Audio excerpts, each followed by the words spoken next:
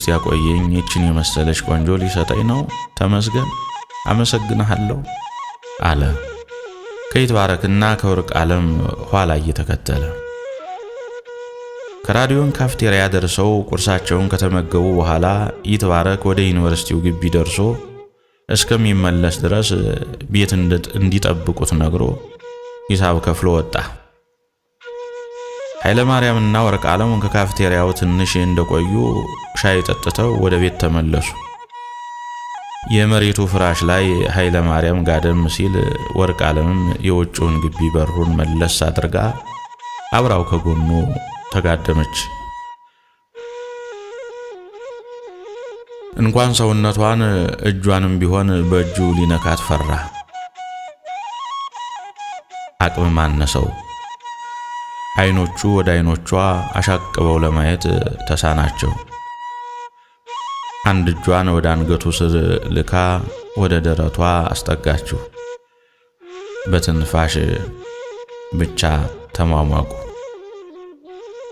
ሁለታቸውም ማውራት እስከሚሳናቸው ድረስ ደመነፍሳቸውን ለረጅም ደቂቃዎች ቆዩ። ከመተቃቀፍ ውጪ ምንም አይነት መሳሳም ሆነ መነካካት አልነበረም። ቀድመን በፈተና እንዳንወርቅ መጠንቀቅ አለብን የኔ ቆንጆ። እኔም እስካሁን ድረስ ከነክብሬ ነኝ፣ አንተም እንደዛው። ስለዚህ በወግ በስርዓት መሆን አለበት አለች ወርቅ ዓለም አቅምና ጉልበት ከደቂቃዎች በኋላ ስላጣች ወይም ትንሽ ከቆየች በኋላ ስላገኘች። ለኃይለ ማርያምም ብርታት ሰጠችው። ያደካማቸው ጠፋ። ተነስታም ልብሷን ቀይራ ወደ ኩሽና ገባች። ለይትባረክ ምግብ የምታበስልለትና ልብስ የምታጥብለት ሰራተኛው ስለቀረች ኩሽና ገብታ ጉድ ጉድ ማለት ጀምራለች። ወርቅዬ ኩሽና ገባሽ እንዴ? አልማዝ አልመጣችም? እያለ በቢጫ ፌስታል የያዘውን የፍራፍሬ አይነት መደርደሪያው ላይ አስቀምጦ ይትባረክ ወደ ወርቅ ዓለም አመራ። በልተው የማታውቀው ቆንጆ ምግብ ሰርቼልሃለሁ። ጥፍርህን ነው የምትቆረጥመው። እንዲች አይነት ምግቧ የሚጣፍጥ ቆንጆና ባለሙያ ሴት ፈጣሪ እንዲሰጥህ ጸልይልሃለሁ አለች። ያዘጋጀችውን ሁለት አይነት ወጥ ወደ ሳሎን በሳህን እየወሰደች አሜን አሜን ያድርግልኝ አለ እጁን ዘርግቶ እያሾፈ። ኃይለ ማርያም ንባብ ላይ ከተተከለ ረጅም ጊዜ ይፈጅበታል። እያነበበ ያለ ማንንም ሰላምታ ስለማይሰጥ ይትባረክም ሲገባ ሰላም አላለውም ነበር። የምሳ ሰዓት ይከበር አለች ወርቅ ዓለም ኃይለ ማርያምን ቀና ብላ እየተመለከተች። ይትባረክ የእጅ ውሃ አምጥቶ ሊያስታጥብ ቀረብ አለ። እጅ ማስታጠብ ያለብኝ እኔ ነኝ፣ አንተም ደክሞሃል። ወርቅ ዓለምም ስራ ስትሰራ ነው የቆየችው አለ ኃይለ ማርያም ከይትባረክ በጆክ የያዘውን ውሃ ሊቀማ እየታገለ። ወርቅ ዓለም ሁለታቸውንም ቀምታ እንዲቀመጡ አደረገችና ራሷ አስታጠበች። ምግቡንም አቀረበች። ኃይለ ማርያም ማዕዱን ባርኮ እየተጎራረሱ መመገብ ጀመሩ። ድንገት አፍላ ምግብ ላይ ያሉ ከይትባረክ ስልክ ላይ ተደወለ። ይትባረክ ተነስቶ ጠረጴዛ ላይ ስልኩን አነሳና እየሳቀ ወደ በረንዳ ሄደ። የኃይለ ማርያም አማች የታላቅ እህቱ ባል ሊቀ ካህናት መለሰ ብርሃን ነበሩ። መናኸሪያ መድረሳቸውን የደወሉለት። ይትባረክም በፍጥነት ሩጦ በመሄድ የመናኸሪያውን በር ላይ አገኛቸውና መስቀል ተሳልሞ ጉልበታቸውን ስሞ ወደ ቤት ይዟቸው መጣ። ወርቅ ዓለምና ኃይለ ማርያም ግራ ተጋብተዋል። ምግቡን መብላት አቆመው ይትባረክን እየጠበቁት ነበር። ለምን ተነስቶ እንደሮጠና ምክንያቱን ሲመጣ ሊጠይቁት ነበር። ሊቀ ካህናት ከይትባረክ ጋር ብዙ ሳይቆዩ አብረው ወደ ቤት ገቡ። በዛ ረጅም ቁመታቸው ሻሻቸውን ጠምጥመው ካባቸውን ከላዩ ላይ ደርበው ወደ ቤት ገቡ። ኃይለ ማርያም ደንግጦና አይኖቹን ወደ ሊቀ ካህናቱ አፍጥጦ ተነስቶ ቆመ። ኃይለ ማርያም እውነት በሕይወት አለ? አልሞትክም? ተመስገን ተመስገን ተመስገን ጌታዬ አሉ ድምፃቸውን ከፍ አድርገውና አይኖቻቸውን ፊት ለፊት ግድግዳው ላይ ወዳለው የስነ ስቅለቱ ስዕል እየተመለከቱ። ኃይለ ማርያም አይኖቹ በእንባ ተሞሉ። በጉንጮቹ መካከልም እንባው ፈሰሰ። ፈጥኖ በመሄድ ጉልበታቸው ስር ተንበርክኮ አለቀሰ። ሊቀ ካህናት እጁን ይዘው አነሱትና ተጠመጠሙበት። እስከሚበቃቸውም ድረስ በእንባ ተራጩ። ቤቱ በለቅሶ ተሞላ። ወርቅ ዓለም በድንጋጤ የበሩን ጥግ ይዛ ትመለከታለች። ይበቃል ሊቀ ካህናት፣ እግዚአብሔርን ማመስገን ነው የሚሻለው። በቃ ለቅሶ አያስፈልግም አለ። ይትባረክ እጃቸውን ይዞ ሶፋ ላይ አስቀመጣቸው። ኃይለ ማርያምም አጠገባቸው ተቀምጦ አይናቸውን እየተመለከተ በደስታ ተፍነከነከ። ቁመቱ ቢረዝምና ቢወፍርም መልኩ ግን ለሊቀ ካህናቱ አልጠፋባቸውም ነበር። ወርቅ ዓለም ሊቀ ካህናትን በደንብ አድርጋ ታውቃቸዋለች። የመጨረሻ ብትደነግጥም ትወዳቸዋለች። ይመጣሉም ብላ ስላልገመተች ይትባረክን በዓይኖቿ ተገላምጠው ነበር። የኃይለ ማርያምና የወርቅ ዓለም የሁለቱም አባቶች ግራዝማች ሰንደቁና አቶ በዛብህ ሲገዳደሉ በፊት ሊቀ ካህናት ሳይገዳደሉ በፊት ሊቀ ካህናት የነ ወርቅ ዓለም የንብስ አባት ነበሩ። ኃይለ ማርያም እውነት በሕይወት አለ እያሉ እየደጋገሙ ይስሙታል። በልጅነቱ ታዛዥና ትሁት ስለነበረ ኃይለ ማርያምን በጣም ይወዱታል። አይኑን እየተመለከቱ እንባቸው በጉንጫቸው መካከል ወረደ።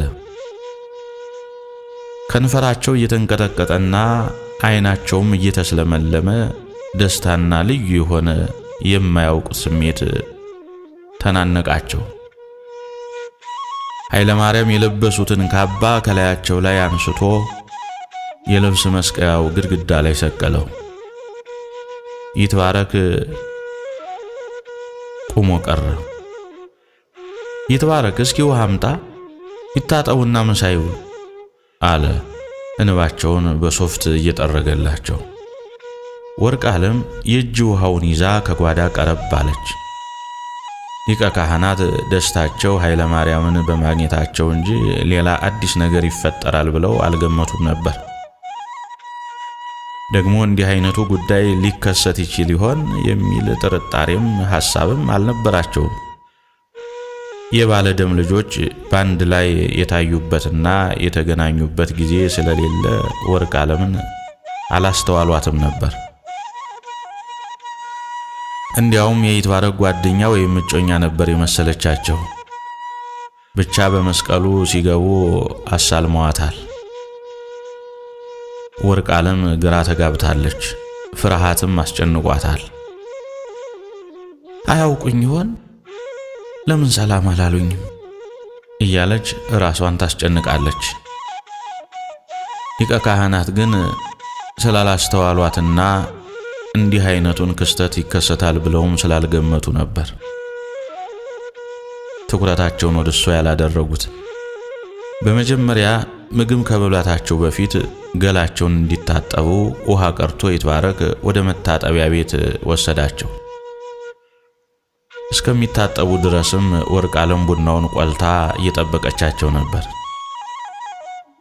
ይትባረክ ወደ ሱቅ ሄዶ ለስላሳ ይዞ ለመስተንግዶ እስከሚመጣ ድረስ ኃይለ ማርያም የወርቅ ዓለምን መደንገጥ አይቶ ስለነበር አረጋግቷታል። ወርቅዬ አንቺን እኮ አላስተዋሉሽም።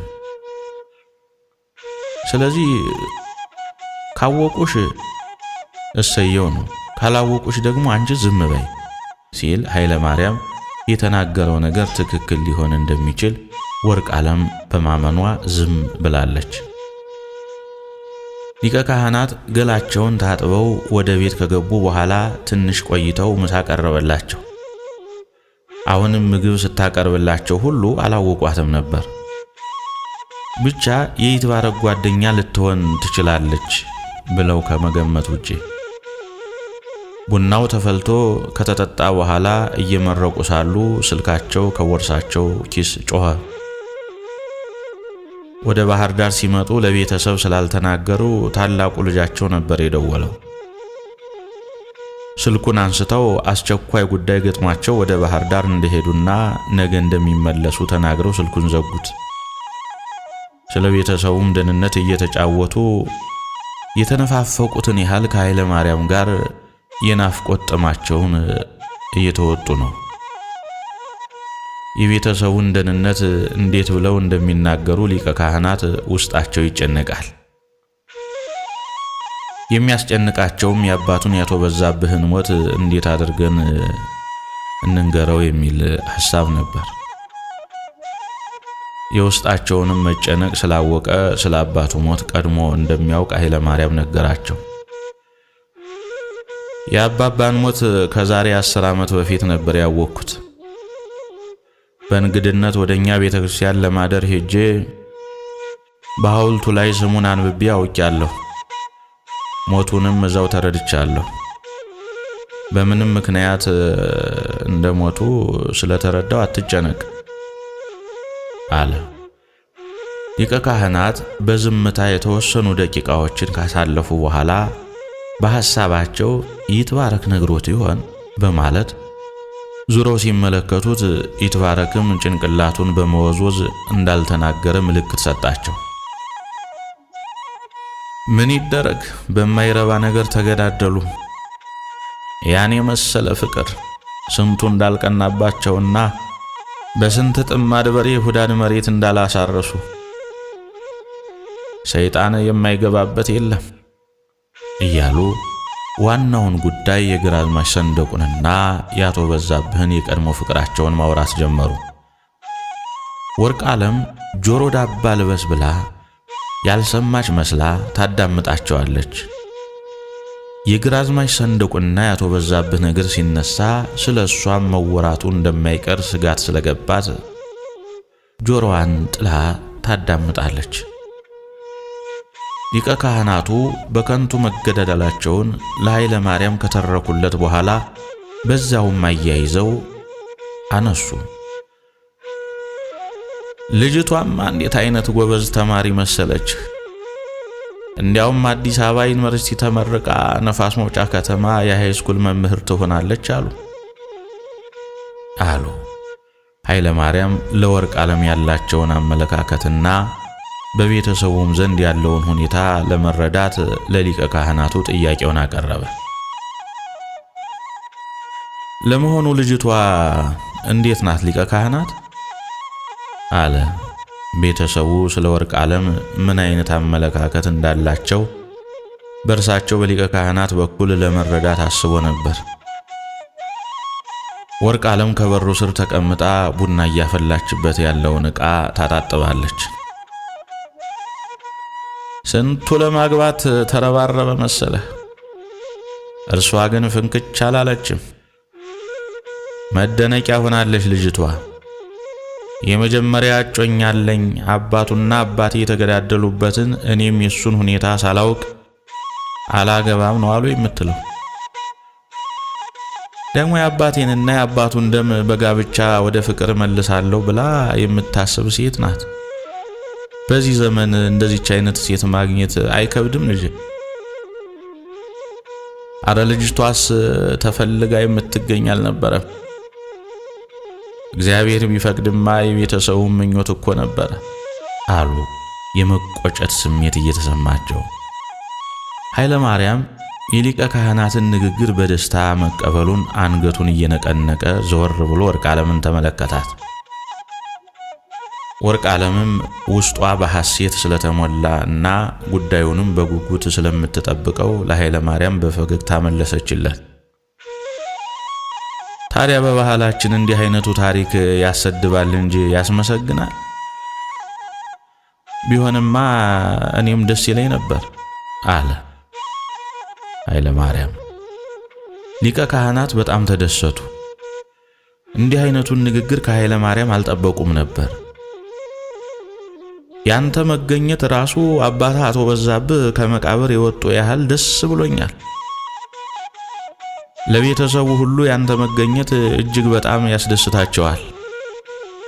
አይዞህ በእርግጠኝነት ይሆናል አሉ ሙሉ እምነት ባለበት ንግግርና ተስፋ በሚሰጥ ሁኔታ።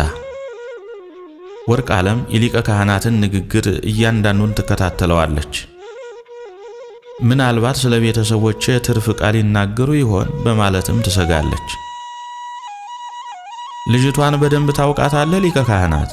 አለ ኃይለ ማርያም ከፊት ለፊቱ ያለውን ውሃ በብርጭቆ እየተጎነጨ። አዎ አውቃታለሁ። እንዲያውም ክረምቱን ለረፍት መጥታ ቤተሰቦቿ ጋር ነው የከረመችው። ልጅ መሰለች ኃይለ ማርያም። ፍልሰታም ጾም ቀጥ ብላ ስታስቀድስ አይቻታለሁ። እንዴት የተባረከችና የተማረች ልጅ መሰለች አሉ ጭንቅላታቸውን እየነቀነቁ። ወርቅ ዓለም ይህንን ንግግራቸውን ስትሰማ ወደ ጓዳ ውስጥ ገባች። በመጋረጃውም ጨረፍታ ይትባረክን እየተመለከተች የሊቀ ካህናቱንና የኃይለ ማርያምን መጨረሻ ተጠብቃለች። ይትባረክ አንዴ በረንዳ አንዴ ደግሞ ሳሎን እያለ ብቅ ጥልቅ ይላል። ኃይለ ማርያም በረጅሙ ከተነፈሰ በኋላ ሊነግራቸው ወሰነ። አንድ ነገር ልነግርህ ነው ሊቀ ካህናት። ዛሬ የደስታ ቀን ስለሆነ ከዚህ በላይ ልችለው አልቻልኩ አለ። ንገረኛ፣ ችግር የለውም። ካሁን በኋላ የምትፈልገው ሁሉ በአጭር ጊዜ ውስጥ ይከናወናል አሉ። ኃይለ ማርያም የሚለውን ሁሉ እንደሚፈጽሙለት ተስፋ ሰጡት። የኔንና የወርቅ ዓለምን ጋብቻ አንተ ልትጨርስ ቃል ግባልኝ። እርቁንም ሽምግልናውንም ባንተ ላይ ልጣል። በኔ በኩል ምንም ስጋት አይግባ አለ ኃይለ ማርያም። የመጨረሻ ንግግሩን ነገራቸው።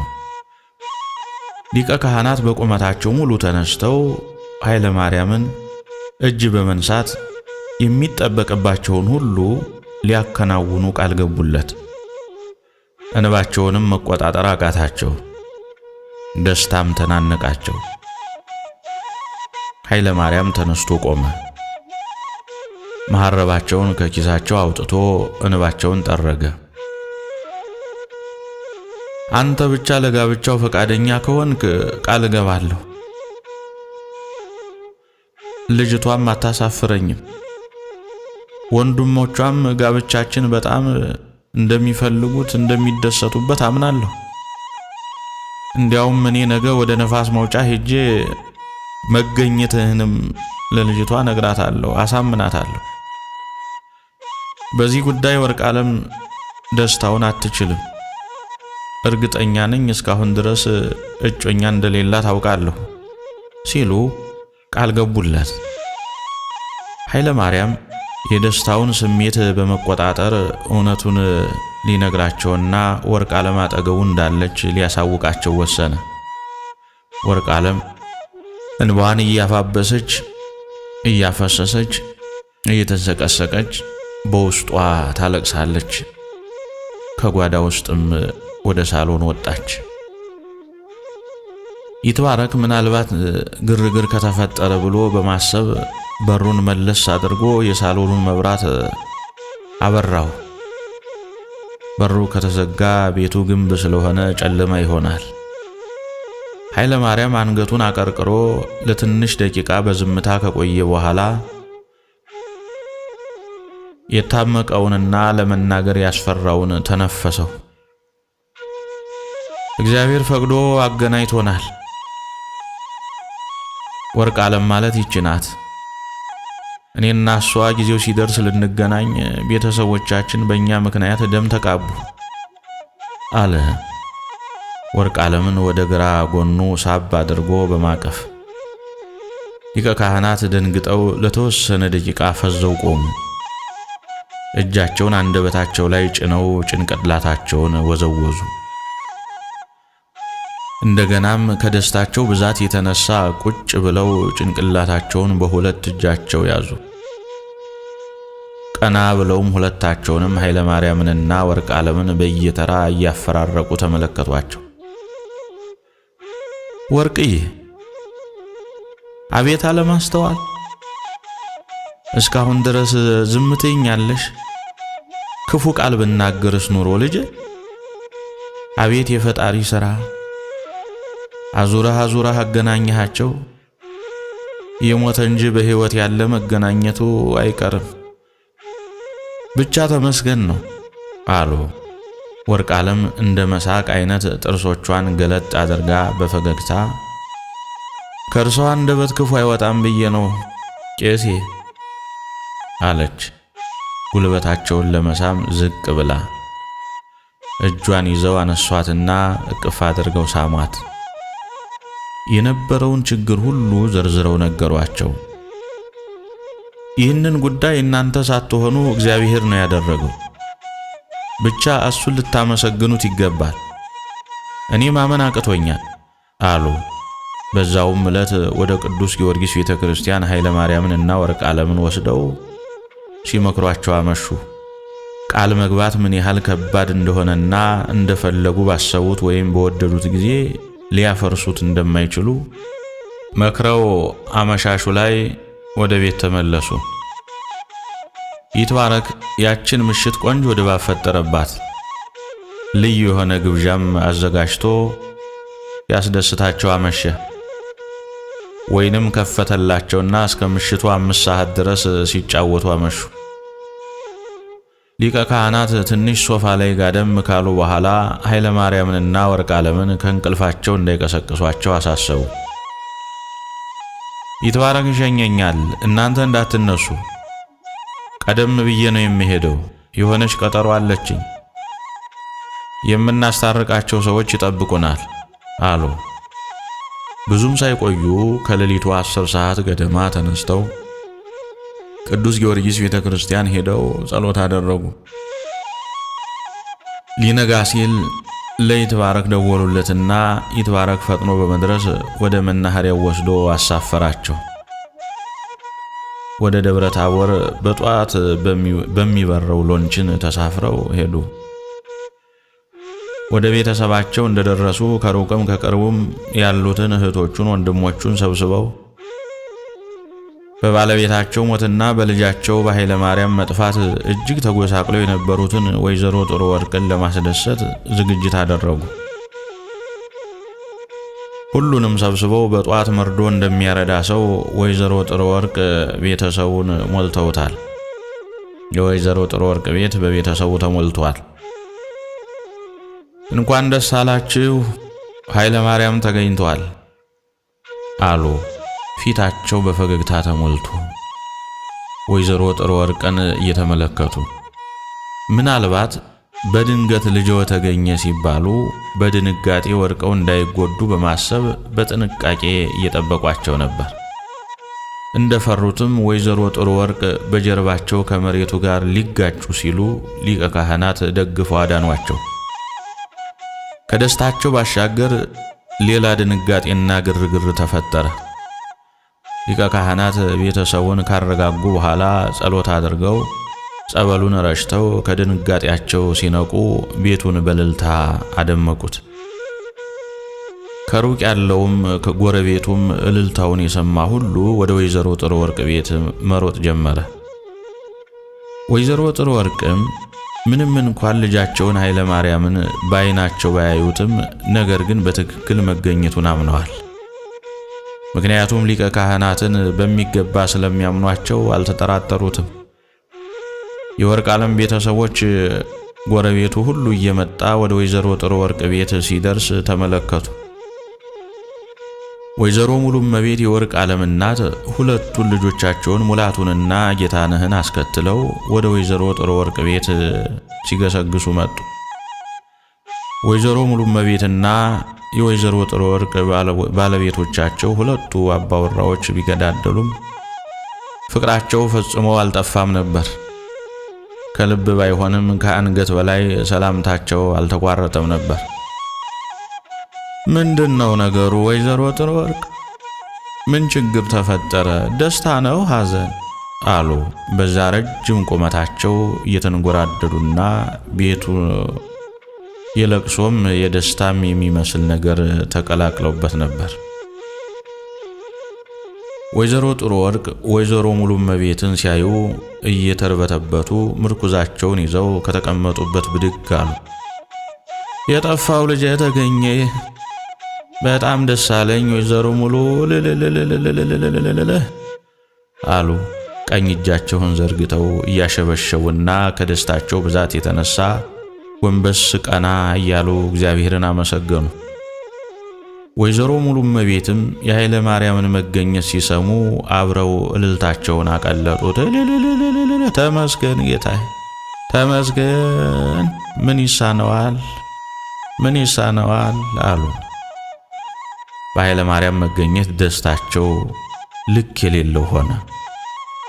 ወይዘሮ ሙሉመቤት የቀደመ ፍቅራቸው የተመለሰላቸው ያህል ከልባቸው ተደሰቱ። የኃይለ ማርያም መጥፋት የቆየውን ፍቅራቸውን አፍርሶት ሁለቱ አባወራዎች ለሞት ቢደርሱም ያንን ሳያስቡ ወይዘሮ ሙሉመቤት በኃይለ ማርያም መገኘት በጣም ተደስተዋል። ወይዘሮ ጥሩ ወርቅና ወይዘሮ ሙሉመቤት እያረፉና እየተነሱ ደጋግመው ይሳሳማሉ። ደስታቸውን ከመጠን በላይ ሆነ። የተሰበሰበው ጎረቤት ሁሉ ግማሹ ይናደዳል፣ ግማሹም ይደሰታል። አንዳንዱ ደግሞ የቀደመ ፍቅራቸውን በማስታወስ መልካም ነገር ይመኛል። ምን አይነት ፍቅር ነው ደሞ? ደም ተቃብተው አዲስ ፍቅር እንደገና የሚያስተቃቅፍ የሚያሳስም። በቤተ ክርስቲያንም በለቅሶም በማህበሩ ሁሉ አብረው ናቸው። አያስገርምም እያሉ ይደነቃሉ። ግማሹም ይንሾካሾካል። ሊቀ ካህናት በሕዝቡ ዘንድ ተሰሚነት ያላቸው የሚወደዱ ናቸው። ወዲያውም የወርቅ ዓለምን ቤተሰብ በጋብቻ እንዲስማሙ የማሳመን ሥራ ተያያዙት። በዛውም ዕለት ወደ ወይዘሮ ሙሉመቤት ሄደው ታላቅ ልጃቸውን ጌታነህንም አሳምነው ወርቅ ዓለምና ኃይለ ማርያም መጋባት እንዳለባቸው ማወያየት ጀመሩ። መቼም እንግዲህ የቀድሞ ፍቅር እንዲመለስ እግዚአብሔር ሥራውን እየሰራ ነው። ወይዘሮ ሙሉ እንዲያውም ይህንን ነገር በጸጋ ሊቀበሉት ይገባል አሉ ሊቀ ካህናት። ወይዘሮ ሙሉመቤት የሁለቱንም ጋብቻ ባይጠሉትም ነገር ግን በሀገሩ ባህል ሴት ልጅ አባቷን ገዳይ አታገባም የሚለው ተጽዕኖ በውስጣቸው ስለተመላለሰባቸው ለጊዜው ዝምታን መረጡ። ለማንኛውም እንዲህ አይነት ነገር መልካም አይደለም፣ በደህና ይደሩ ብለው ሊቀ ካህናትን አሰናበቷቸው። ይሄ በትክክል የእግዚአብሔር ፈቃድ ነው። የቀድሞ ፍቅራቸው እንዲመለስ ጊዜውን ጠብቆ እርሱ ራሱ እግዚአብሔር አድርጎታል። ለጠላትም ደስ አይበለው። ወይዘሮ ሙሉመቤት ይህንን ነገር ምን ይመስለዎታል? አስቡበት አሉ። ከተመረጡት አንዱ አቶ መርሻ ነበሩ። ሰፊና የጋራ መሬታቸው አቶ በዛብህና ግራዝማች ሰንደቁ ከተገዳደሉ ጀምሮ ታርሶ ስለማያውቅ ወደ መስክነት ተቀይሯል። አንዳንድ ጊዜም ሳሩ ተከልክሎ መስከረም አካባቢ ለሚታረሱ በሬዎች ብቻ ይውል ነበር። ወይዘሮ ዘርፌ ይሄው ያስጨንቃቸው ነበር። ታላቁ ልጃቸው ጌታነህም አስቀድሞ ይህንን ጉዳይ ስለሚያውቅ በኃይለ ማርያም መገኘትና በሽማግሌዎቹ ወደ ቤተሰብ መላክ ደስተኛ ሆኗል። እናቱን ወይዘሮ ሙሉመቤትን ወደ ጓዳ ወስዶ በጋብቻቸው መስማማት እንዳለባቸው የበኩሉን ጥረትና አስተዋጽኦ አድርጓል። እናቴ ይሄ ነገር የእግዚአብሔር ፈቃድ ሊሆን ስለሚችል ፈቃድሽ ይሁን፣ እኔ ግን በበኩሌ በጣም ደስተኛ ነኝ፣ አንቺም ፈቃደኛ ብትሆኝ መልካም ነው ብሎ አሳምኗታል። ወይዘሮ ሙሉመቤት እንዲህ አይነቱ ጉዳይ በባህላቸው ተደርጎ ስለማያውቅ ውስጣቸውን ፍርሃትና ጥርጣሬ ያስጨንቆታል። ነገር ግን በክብር የተጠየቀ ሰው የሽማግሌ ቃል አይጥስምና በጋብቻቸው ለመስማማት የቀን ቀጠሮ እንዲሰጣቸውና ቤተሰብን ማማከር እንዳለባቸው መልስ ሰጥተዋል። እኔ ጉዳዩን ጠልቻው አይደለም። ጋብቻውንም ቢሆን መጀመሪያ ተፈላልገን ተጫጭተን ነበር አይደል? ግን ምን ያደርጋል የነበረው ፍቅራችን እንዳልነበረ ሆነ። ለማንኛውም ዛሬ ልጆችን ሰብስቤ ላማክርና መልሱን ነገ አሳውቃችኋለሁ አሉ። ይህንን ብለው ሽማግሌዎቹን አሰናብተው ወደ ቤታቸው ተመለሱ። መዘክረ ሕይወት